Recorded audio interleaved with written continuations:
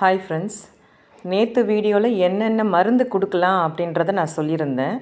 செடிக்கு ஊற்றுற மருந்தை பற்றி சொல்லியிருப்பேன்.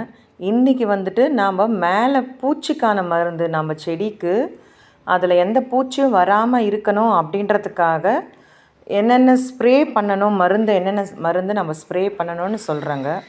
வாரத்துக்கு ஒரு முறை மீன் அமிலம் அப்படின்றத நம்ம ஸ்ப்ரே பண்ணணுங்க. அது வந்து நல்ல க்ரீனிஷாக செடியை வந்துட்டு வச்சுக்க யூஸ் ஆகும். பூச்சிங்கிட்டேயும் இருந்து வராமல் தடுக்கிறதுக்கு அது யூஸ் ஆகும்.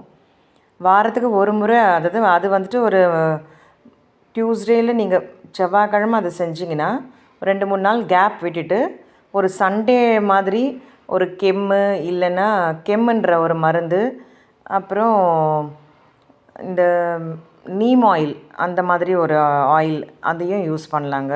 அப்படி மருந்தும் மேலேயும் அடிக்கணும்,